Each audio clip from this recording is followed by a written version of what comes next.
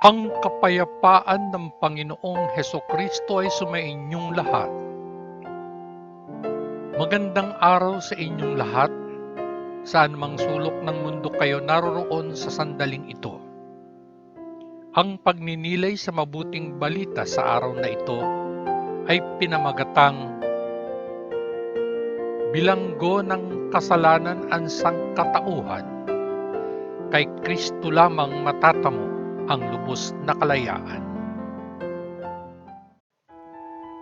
Ang unang pagbasa. Pagbasa sa banal na ebanghelyo ayon kay Apostol Mateo mula 3 kabanata, 1 talata hanggang 4 na kabanata, 25 talata. Ang pangangaral ni Juan Bautista. Noong panahong iyon, dumating si Juan Bautista sa disyerto ng Judea at nagsimulang mangaral.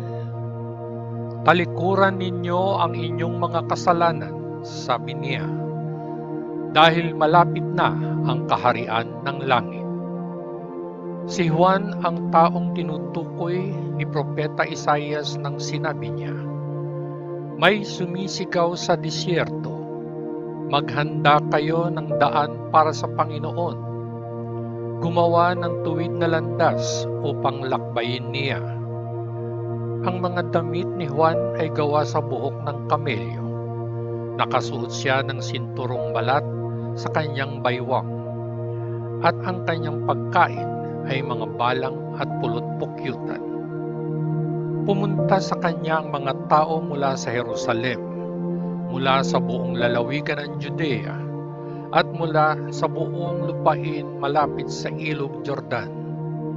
Ikinumpisal nila ang kanilang mga kasalanan at binautismohan niya sila sa Jordan.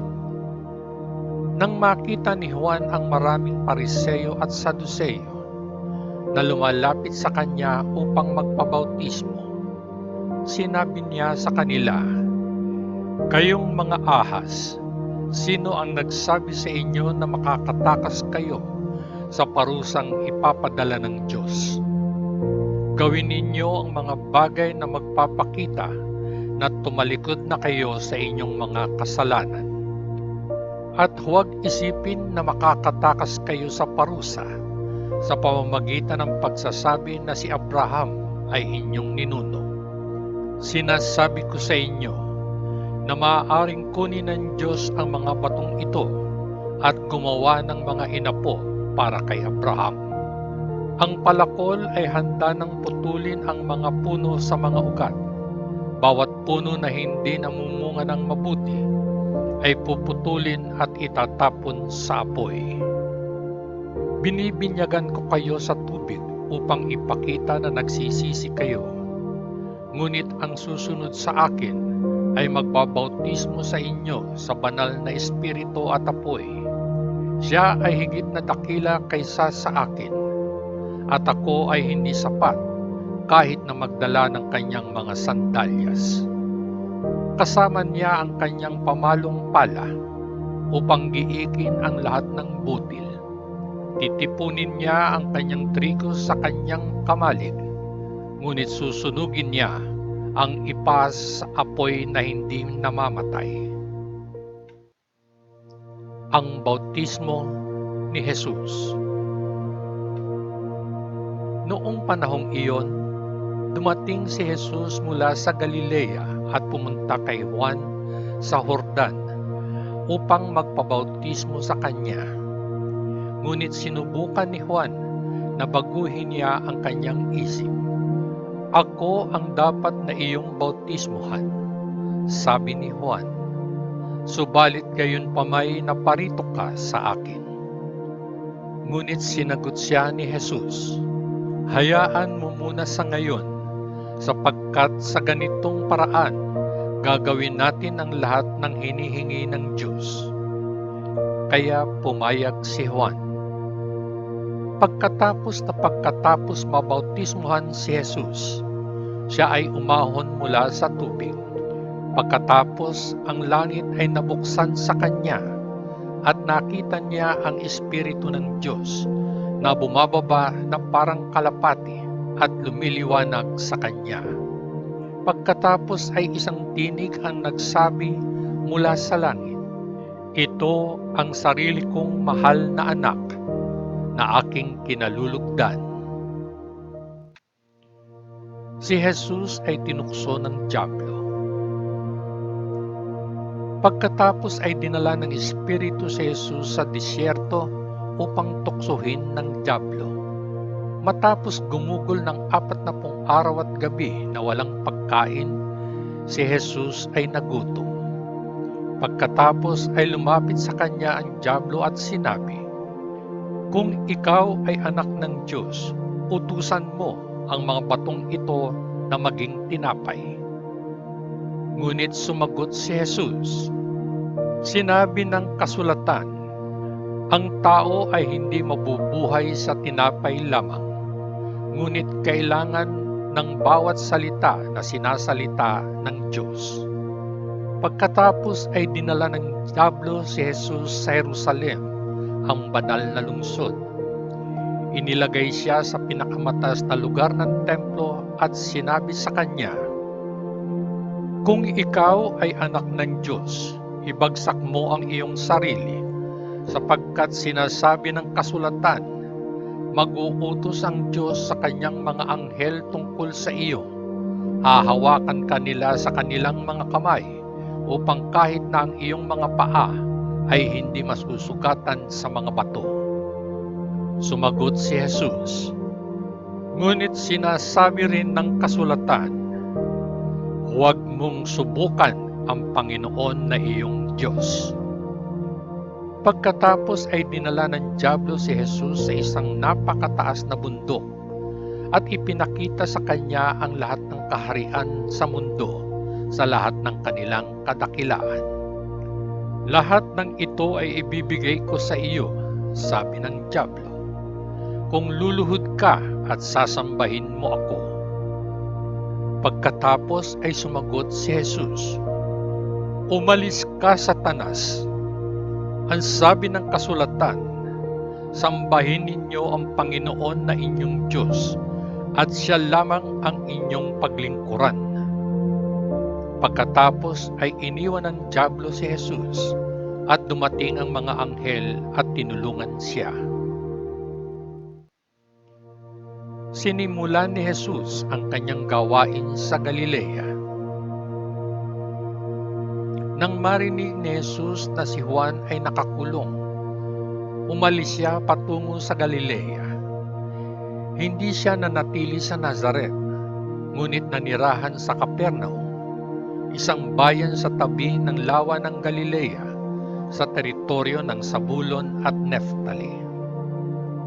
Ginawa ito upang matupad ang sinabi ni Propeta Isaias, "Lupain ng Zabulon at lupain ng Neftali, sa daan patungo sa dagat, sa kabilang ibayo ng Jordan, Galilea, lupain ng mga hintil." Ang mga taong nabubuhay sa kadiliman ay makakakita ng dakilang liwanag. Sa mga naninirahan sa madilim na lupain ng kamatayan, ang liwanag ay sisikat.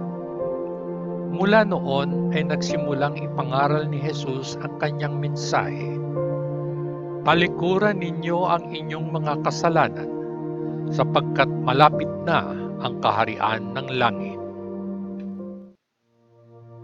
Tinawag ni Jesus ang 4 na mangingisda. Habang naglalakad si Jesus sa dalampasigan ng lawa ng Galilea, nakita niya ang 2 magkapatid na mangingisda, si Simon, tinatawag na Pedro, at ang kanyang kapatid na si Andres, na nanghuhuli ng isda sa lawa gamit ang lambat. Sinabi sa kanila ni Jesus, "Sumama kayo sa akin at tuturuan ko kayong manghuli ng mga tao." Kaagad nilang iniwan ang kanilang mga lambat at sumama sa kanya. Siya ay nagpatuloy at nakita ang 2 pang magkapatid, sina Santiago at Juan, na mga anak ni Zebedeo. Sila ay nasa kanilang bangka kasama ang kanilang amang si Zebedeo, na inihahanda ang kanilang mga lambat. Tinawag sila ni Jesus at kaagad nilang iniwan ang bangka at ang kanilang ama at sumama sa kanya. Si Jesus ay nagturo, nangaral at nagpagaling.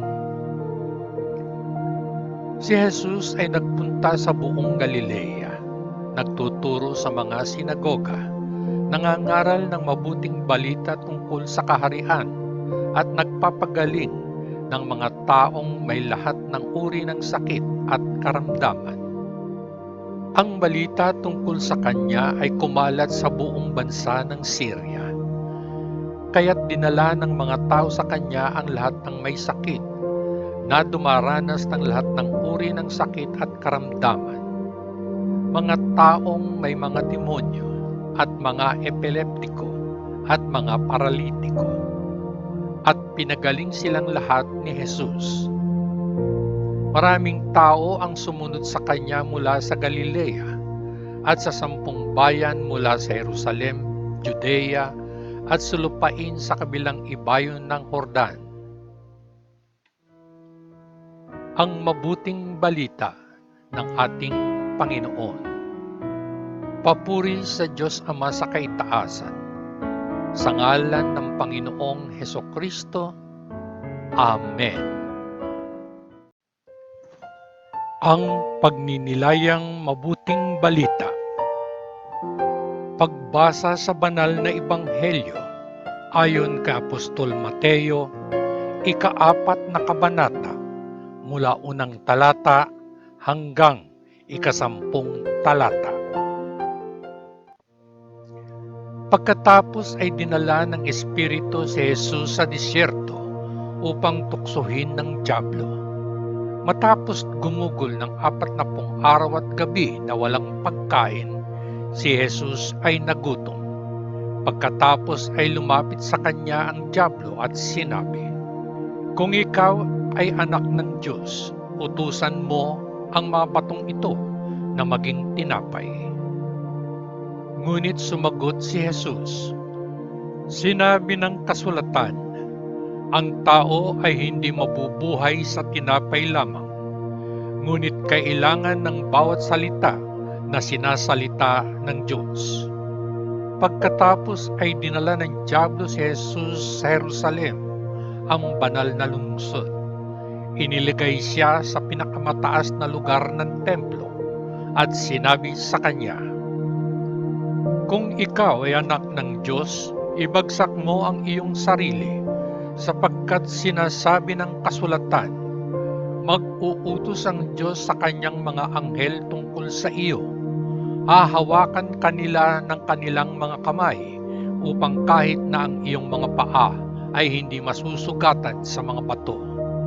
Sumagot si Jesus, "Ngunit sinasabi rin ng kasulatan, huwag mong subukan ang Panginoon na iyong Diyos."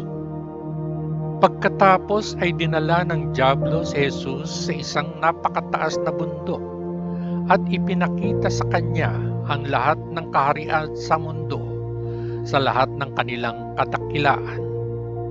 "Lahat ng ito ay ibibigay ko sa iyo," ang sabi ng dyablo, "kung luluhod ka at sasambahin ako." Pagkatapos ay sumagot si Jesus, "Umalis ka, Satanas! Ang sabi ng kasulatan, sambahin ninyo ang Panginoon na inyong Diyos at siya lamang ang inyong paglingkuran." Ang mabuting balita ng ating Panginoon. Papuri sa dakilang Diyos Ama sa kaitaasan, sa ngalan ng Panginoong Hesukristo. Amen. Mga minamahal kong kapatid sa pananampalataya kay Kristo, sa araw na ito, bago ka matulog ngayong gabi, pag-ukulan mo sana ng kaunting oras upang pagnilayan ang katanungang ito. Sa kababasang pagninilayang ebanghelyo, pagnilayan at sagutin sa iyong sarili ang katanungang ito. Anong aral at mensahe ang nais ng Panginoon na iparating sa akin? At bago ako tuluyang magpaalam, nais kong iwan sa iyo ang siping ito. Habang umiigting ang pasakit o pagsubok ang sa akin dumatal, paiigtingin ko rin ang aking pagkapit kay Kristo, sapagkat nananalig ako, tanging siya lamang ang makatutulong at makapagliligtas sa akin. Hanggang sa muli, patnubayan at pagpalain nawa tayong lahat ng dakilang Diyos Ama sa langit, sa ngalan ng Panginoong Hesukristo na ating manunubos. Amen. Amen. Amen. Peace.